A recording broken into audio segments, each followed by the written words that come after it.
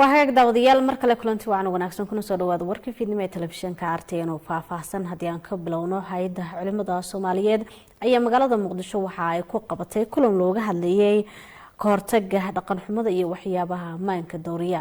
waa kan Hajar Cabdiqaadir Nuur oo warkan nooga soo diray magaalada Muqdisho hadab ajido some sort of drug adaptation sameeyay waa daacay hadda ka kacala dusha ka saarayeen waxa uu ahaa kulan ay soo qaban qaabisay hay'adda culimada Soomaaliyeed kaas oo lagu arinsanayay koortaga dhaqan xumada ku soo badanaya dalka iyo waxyaabaha muqaadaraadka oo dhibaato ba'an ku haya nolosha deegaanka waxa ka qayb galay siyaasadaha wasiirka cadaaladda xildhibaano culimo aqoon-yahano xubno kala duwan oo ka kala socday hay'adaha dawladda ururada bulshada rayidka ay ganacsato senator Dr. Dufle Yaxya Caamir iyo Sheekh Cali Wajiis ayaa sheegay in ay muhiim tahay in loo midoobo sidii wax loogu qaban lahaa dhaqan xumada dhaawac ku ah diinta iyo dhaqanka Soomaaliyeed mustaqbalka caruurtan u jihin kara wado xun iyo waxyaabaha muqaadaraadka mawduucu waxa waaye in laga tashado go'aano laga soo saaro fasaadka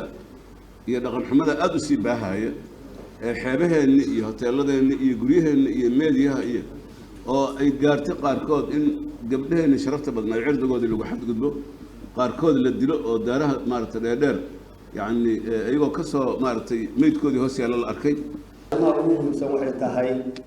maanta nalaga rabo hadaan culimada ururada bulshada kala duwan oo dhaqaatiirta si gaar ah dhammaan aqoonyahanka waxaa loo baahan in la iska kaashado هذا العبد الجاز بنك هذا لا ترى العمل يا رسيا أفكو يتقبل بيرلي درس إنما كبيرك شغال رسيا نك هل جبال فرجري طبعا حب الجاز وما رسينا ما بدالا وباتنو كبيبا لكن لحب الكد وضع عينك سبتار الجراح محمد مشغي كريم وقال مشغيني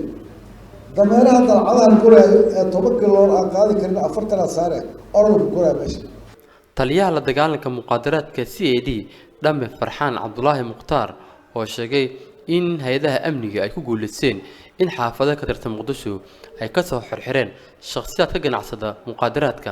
waxana uu digniin u diray dadkaasi bulshadii Soomaaliyeed mar walba waxaan aragtaan dad la qofsanaya ama la dilay sababta ugu weyn ee kufsiga iyo dilka magaalada Muqdisho u soo bato boqolkiiba 80 waxaan markaan daraasaynay ogaanay in maandooriyaha uu ka dambeeyo siyaasadaha wasiirka cadaaladda xukuumadda Soomaaliya Abukaati Xasan Xuseen Xaaji ayaa sheegay in dawladda ay dadaal ku bixisay baabi'inta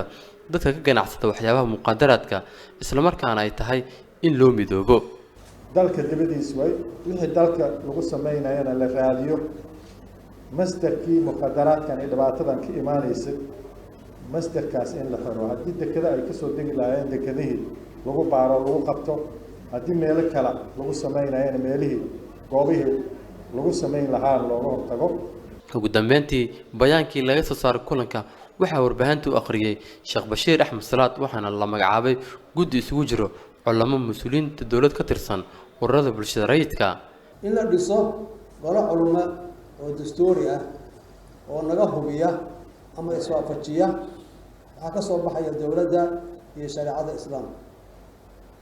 in wax laga qabto hay'adaha ajaanibta ah ee dalka soo gelinaya muqaadaraadka anshaxumadana sameynaya in la qabto shirweyne qaran oo ku saabsan la dagaalanka muqaadaraadka iyo la dagaalanka anshaxumada ugu dambeyntii in laga hortago